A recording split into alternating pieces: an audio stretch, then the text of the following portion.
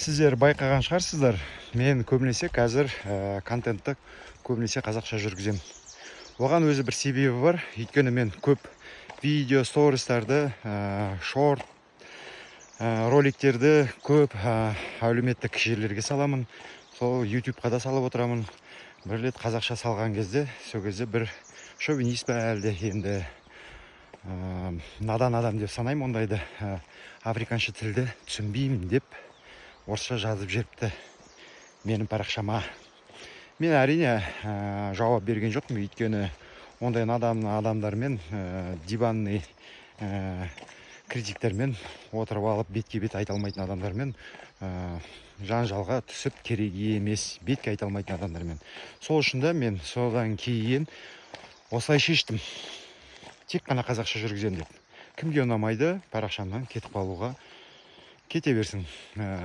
Өйткені мен өз ұрпағымды надан қылып мәңкүрттенгенін қаламаймын. Бірінші менімше ұлт тұру керек, ұлттан кейін өзің тілің тұру керек, салт дәстүрің тұру керек, сосын ары қарай өзі таңдайды адам.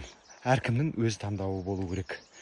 Сол үшін де қазағым, өз тілдеріңізді құрметтеңіз.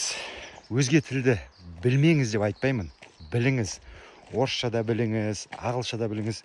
Біріншіден мен ойлаймын, қазақ тілден кейін ағылшын тілін білу керек. Өйткені ғылыми тіл ол. 90% ағылшын тілде жазылған. Соған келісесіздер ме? Өздеріңіздің пікірлеріңізді білдіртіп қойыңыз. Мәңгүрттенбеңіз. Ұлтымызды жоғалтып алмайық. Бұл енді айтып жатқаным шынымен де менің намысыма тиіп кетті. Мен қазақпын, өмір бойы орысша оқығам. Мінекей қазір сайрап тұрмыз ғой. Сол үшін де өтірік айтпай ақ қойсын ешкім, мен білмеймін деген сияқты сөздері, үйрене алмаймын деген. Иә, сосын айтайын деген, қазақтар қазақша үйреніп жатса, кішкене тілдері келмесе, бір сөздерін жек қоятын болса, күлмеңіздерші. Олар ұялып қалады, намыстанып қалады да, содан кейін сөйлемеуге мәжбүр болады да. Өздеріңіз соған себепкер боласыз.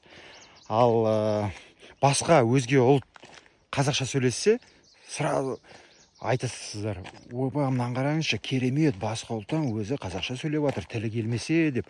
Оны құрметтейсіздер, сразу не бересіздер, көтересіздер да. Ал егер өзіміздің қазағымыз үйренемін деп не деп жатасыз, түсіріп тастайсыздар. Олай болмайды. Ал қазақтар, өздеріңіздерден бастаңыздар. Бұл ұлтшылдық емес, бұл менің көріп тұрған нәрсем. Шынымен де жоғалтуға, өз тілімізді, қазақшылығымызды, салт дәстүрімізді жоғалтуға мәжбүр болып қаламыз. Қазақ тілін білмесек, өз ұлтымызды сыйламасақ. Сау саламат болыңыздар.